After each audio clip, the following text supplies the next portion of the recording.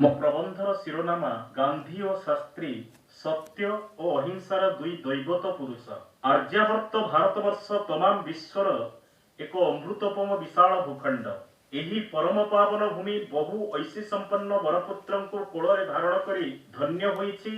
ଅନେକ ଆର୍ଯ୍ୟ ମୁନି ଋଷି ସାଧୁସନ୍ଥ ସାହିତ୍ୟିକ ଭାଷାବିତ୍ ବୈଜ୍ଞାନିକ ଦାର୍ଶନିକ ରାଷ୍ଟ୍ରନୀତିଜ୍ଞ ଭାରତବର୍ଷର ପବିତ୍ର ଭୂମିରେ ଜନ୍ମଗ୍ରହଣ କରି ନିଜ ନିଜର ଉତ୍ସର୍ଗୀକୃତ ମହାନ କାର୍ଯ୍ୟାବଳୀ ମାଧ୍ୟମରେ ଦେଶ ମାତୃକାର ସେବା କରି ଯାଇଛନ୍ତି। ଭାରତବର୍ଷକୁ ବିଶ୍ୱ ଦରବାରରେ ମହିମାନ୍ୱିତ କରିବା ସହ ସ୍ୱଦେଶୀ ସ୍ୱତନ୍ତ୍ରତା ଓ ଆଦର୍ଶାବଳୀ ପ୍ରତିପାଦିତ ମଧ୍ୟ କରି ଯାଇଛନ୍ତି।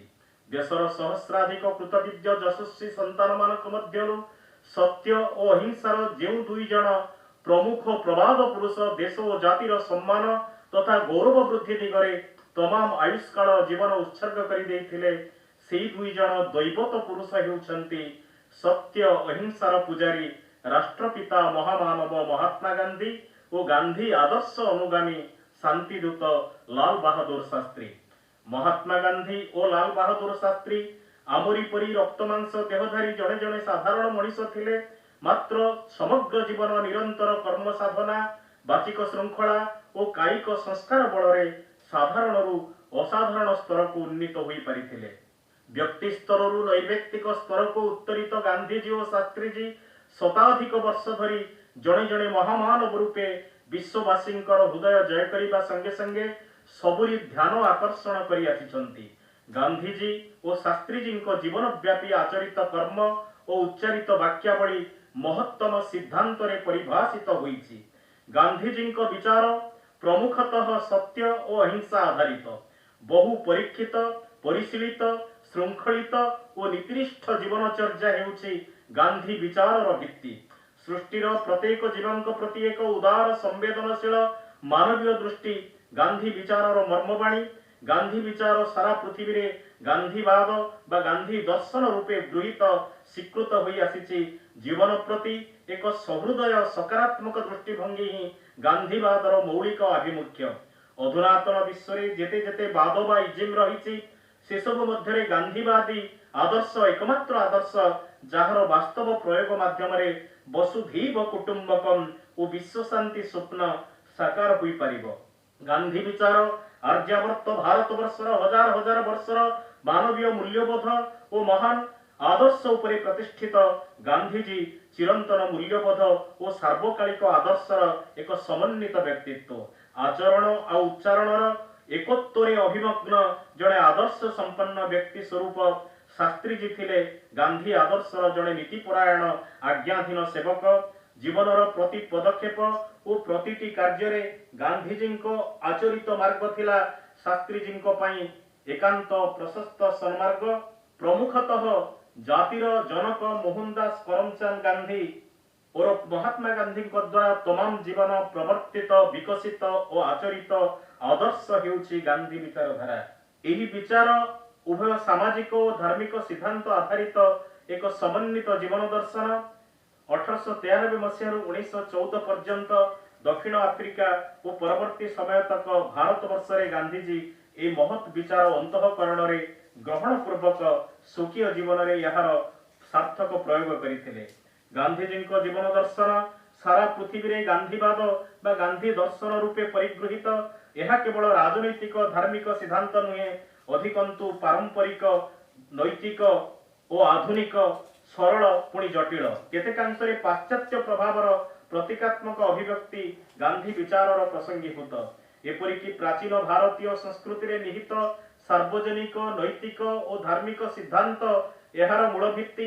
ଗାନ୍ଧୀଜୀଙ୍କ ବିଚାର ସର୍ବୋତ୍ତମ ଭାବେ ଆଧ୍ୟାତ୍ମିକ, ଧାର୍ମିକ, ନୈତିକ, ବ୍ୟକ୍ତିଗତ, ସାମାଜିକ, ରାଜନୀତିକ, ଆର୍ଥିକ ତଥା ସାମୂହିକ ଏକ ମାନବୀୟ ବିଚାର। ଗାନ୍ଧୀ ବିଚାରର ମୂଳ ଆଧାର ହେଉଛି ଆଧ୍ୟାତ୍ମିକ ତତ୍ତ୍ୱ, ଈଶ୍ୱର। ବୈଚାରିକ ସିଦ୍ଧାନ୍ତ ମାଧ୍ୟମରେ ସମାଜରେ ବସବାସ କରୁଥିବା ସମସ୍ତ ବ୍ୟକ୍ତିଙ୍କ ଉଚ୍ଚ ନୈତିକ ବିକାଶ ଓ ବ୍ୟକ୍ତିଗତ ଜୀବନରେ ସୁଧାର ସମ୍ଭବ ହୋଇପାରିବ। ଅନ୍ୟ ପକ୍ଷରେ ଦେଖିଲେ ଗାନ୍ଧୀ ବିଚାରଧାରା ଏକ ସ୍ୱତନ୍ତ୍ର ଆଦର୍ଶବାଦ ନୁହେଁ, ବରଂ ବ୍ୟାବହାରିକ ଓ ଆଦର୍ଶକୁ ଏହା ପ୍ରାଧାନ୍ୟ ଦେଇଥାଏ। ଗାନ୍ଧୀ ବିଚାର ଦୁଇ ପାର୍ଶ୍ୱରେ ଧାର ଥିବା ଏକ ତରବାରୀ जार उद्देश्य सत्य और अहिंसा को पाथेय करी व्यक्ति और समाज को एका सांगरे परिवर्तित करिबा। महात्मा गांधी को विचार देश विदेशर बहु विशिष्ट महामनीषी साधु सन्थ कवि दार्शनिक महान आदर्श तथा सिद्धांत को नहीं परिपुष्ट Tolstoy John Ruskin Gopal Krishna Gokhale प्रमुख सिद्धांत को नहीं यह विकसित सेहीपरि हिंदू धर्मर श्रीमद भगवत गीता समेत बहु धर्म ग्रंथ जैन धर्म और बौद्ध धर्मर प्रमुख ग्रंथ सिख धर्मर ग्रंथ साहेब ख्रीष्ट धर्मर बाइबल इस्लाम धर्मर कुरान आदि मूल्यबोध गांधी विचारधारा रे बहु भाव रे अनुसृत विशेषतः Leo Tolstoy the kingdom of God is within you और रस्किन को अनटू द लास्ट ग्रंथद्वय द्वारा गांधीजी बहु भाव रे अनुप्राणित होइतिले। परवर्ती पर्याय रे मानववाद उपरे प्रतिष्ठित गांधीजी एही क्रांतिकारी विचारधारा विनोबा भावे जयप्रकाश नारायण और जूनियर मार्टिन लूथर किंग प्रमुख ग्रहण करिबा संगे संगे सुकीय कार्यावली रे प्रयोग करिथिले। गांधी विचारधारार दुई आधार सत्य और अहिंसा जेउठी सत्य थाए सेठी नैतिकता और ईश्वर थांती प्रेम और उदारतारे अहिंसार पराकाष्ठा प्रतिपादित होइताए। अहिंसा को जीवन आचरणीय व्रत रूपे अंतःकरण रे ग्रहण करिथिबा व्यक्ति विशेष विश्व सृष्टिर अन्य कोनसी प्राणी को दुख बा पीड़ा देई परिबे नाही बरं मानवीय प्रेम रे सबुरी हृदय जय करि नेबे। सत्याग्रह गांधीजी को आहरित तथा आचरित विचारधारार अन्यतम विशेषत्व सत्याग्रह हेउछि समाज रे संघटित समस्त प्रकार अन्याय अविचार अनीति उत्पीड़न शोषण पोषण विरोध रे शुद्धतम आत्मबल प्रयोग। गांधी विचारर अन्यतम आदर्श सर्वोदय अर्थात पक्षपात मुक्त सार्वजनिक उत्थान समाजर समस्त वर्गर लोकंक सामूहिक प्रगति और समष्टिगत विकास और समृद्धि। गांधी विचारर अन्यतम विशेषत्व स्वराज स्वराज शब्दर अर्थ सुशासन और सुशासन। गांधीजी स्वराज को एक अभिन्न क्रांतिर संज्ञा दे जीवन समस्त क्षेत्र में प्रयोग करथिले। गांधीजी विचारधारार अन्यतम बलिष्ठ अस्त्र थिला सत्याग्रह।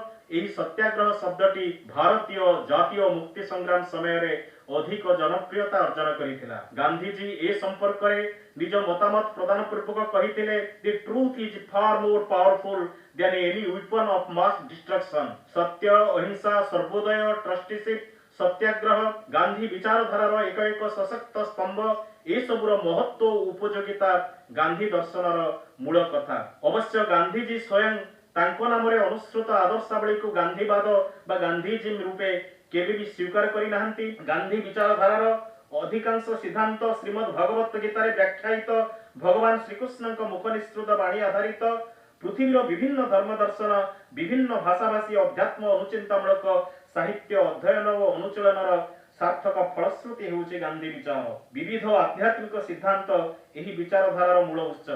स्वाधीनतोत्तर भारतवर्षर द्वितीय प्रधानमंत्री शांतिदूत लाल बहादुर शास्त्री उत्तर प्रदेशर आग्रा सन्निकट मुगलसराई ठारे पिता शारदा प्रसाद श्रीवास्तवଙ୍କ औरस और माता रामदुलारी देवी गर्भर 1904 मसीहा अक्टोबर 2 तारिख दिन भूमिष्ठ होइतिले।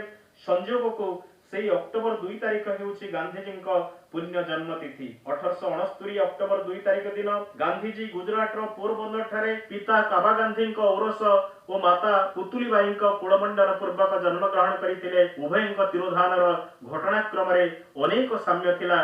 गांधीजी 1950 मसीहा जनवरी 30 तारिख रे आतताई गुली आघात रे एवं 1966 मसीहा जनवरी 11 तारिख दिन शास्त्रीजी उज्बेकिस्तान तास्केंट ठारे संदेहजनक भाव रे मृत्यु होइथिला। जड़े महान स्वदेश प्रेमी तथा प्रथित जोशा स्वाधीनता संग्रामी भाव रे लाल बहादुर शास्त्री त्याग और तपस्या देशर इतिहास रे स्वर्णाक्षर रे लिपिबद्ध होई रहिछि। देशर द्वितीय प्रधानमंत्री रूपे शास्त्रीजी सबुजवा कृषि विप्लव 1965 मसीह दुग्धवा श्वेत विप्लव देश रे स्वदेशी अर्थनैतिक व्यवस्था रे अभूतपूर्व परिवर्तन आनिथिला। गांधीजी तांको जीवद्दशा रे जे स्वदेशी भावना ग्राम्य अर्थनीति ग्राम्य कुटीर शिल्पर विकास वार्ता प्रचार करिथिले शास्त्रीजी सारा जीवन सेही पदांक अनुसरण पूर्वक कार्य करिथिले।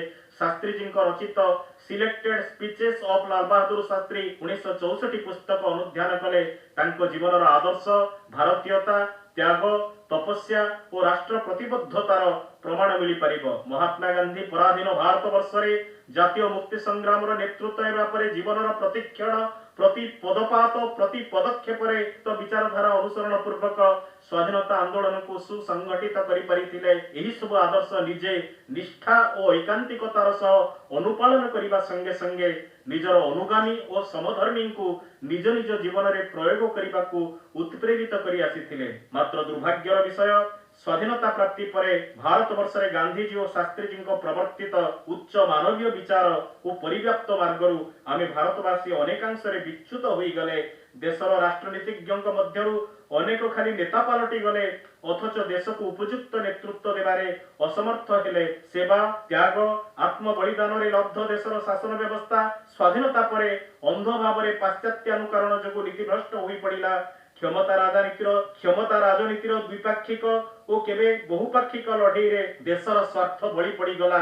व्यक्ति बा दलीय स्वार्थ बड़ हुई देशर यथार्थ विकास और प्रगति रे बाधा सृष्टि कला। आज 21 शताब्दीर तृतीय दशक रे पाद थापिथिले मध्य आमी सेही विकासशील राष्ट्र होई रही जाइछु, पूर्ण विकसित होई पारिलु नाही। देशर दारिद्र्य विभेद बढ़िला सिना समृद्धिर शिखर आमे छुई पारिलु नाही।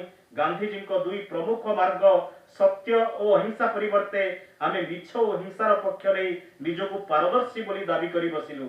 राजनीति अनीति और प्रियाप्रीति तोषण सीमा लंघिला। न्यायपालिका लोकंक आस्थाभाजन होई परिला नाही। प्रशासन जनसाधारण को स्वप्न आवश्यकता पूरण रे असफल हेले। एपरिकी विश्वर बृहत गणतंत्र चारिटी जाक स्तंभ देशर जनसाधारण आशा और भरोसा हरई बसिले। फलतः आज देश को तार पराभव और परिणति भोग करने हेउछि। स्वाधीनता परे अवश्य देशर किछि विकास हेछि, मात्र स्वदेशी भावना सुदूर पराहत हेला। संपूर्ण स्वदेशी ढांचारे स्वदेशी ज्ञान कौशल रे देश जेभली विकसित हेबा कथा उपरयुक्त नकारात्मक कारण गुड़िक जो ताहा संभवपर हो पारा ना। भारतवर्ष को सारा विश्व रे एक समृद्धिशाली स्वतंत्रता प्रतिपादक विकसित राष्ट्र रूपे गढ़ी तोड़ाक हेले देशवासी को गांधीजी विचारधारा एवं शास्त्रीजी आदर्श उपरे अखंड आत्म प्रत्यय स्थापन करने को पड़िबो। स्वदेशी भावना राष्ट्रीय चेतना प्रत्येक भारतवासी रक्त कणिकार जे पर्यंत संचालित न होईछि से पर्यंत देश सेते द्रुत गति रे आगु को बढ़ी पारिबो नाही। समाजर सबु वर्गर मनीष माननकु गांधी विचारधारा बा गांधीवाद और शास्त्रीजी आचरित कार्यावली उपरे गभीर आत्म प्रत्ययपूर्ण आस्था स्थापन पूर्वक शास्त्रीजी जीवनादर्श को आपणे लेबाको हेबो। देशर राजनेतागण प्रथमे गांधी और शास्त्री आदर्श रे अनुप्राणित हेबा एकांत अपरिहार्य।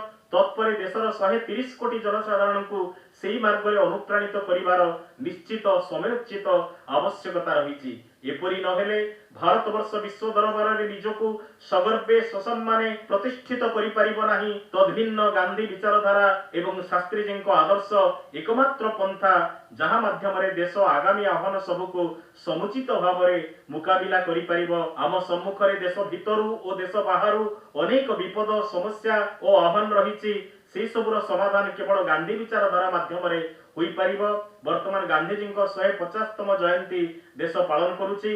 केंद्र सरकार मध्य चलित वर्ष को अमृत महोत्सव रूपे पालन करुछंती। एही परिप्रेक्षी रे देशर कोटी कोटी आबाल वृद्ध वनिता यदि काय मन वाक्य रे गांधीजी विचारधारा एवं प्रदर्शित मार्ग सह शास्त्रीजी नीति को आपणे नहीं सेही दिगरे प्रतिबद्धतार सह कार्य करि परिबे, तेबे गांधीजी परिकल्पित रामराज्य और विकसित भारत स्वप्न वास्तव रूप परिग्रहण करने को आउ बेसी समय लागिब नाही। संप्रति सारा विश्व रे सार्वजनिक आकांक्षित एक प्राकृतिक परिवेश अनुकूल सौहार्दपूर्ण शांत मानव सभ्यता सेतिकी बेले साकार हेबो जेतेबेले विश्वर समस्त राष्ट्र दुई दिव्यता संपन्न महामानव गांधीजी और शास्त्रीजी विचारधारा को निज निज राष्ट्र विकास और जनमंगल कार्य रे प्रयोग दिगरे आवश्यक पदक्षेप ग्रहण करिवे। पृथ्वी रे अन्य अनेक वाद बा इजिम धीरे धीरे प्रासंगिकता हराउथिबा बेले गांधीवादी जीवन दर्शन एकमात्र अनुसरणीय तथा अवलंबनीय पंथा होई रहिछि। विश्व जनता को गोटे परिवार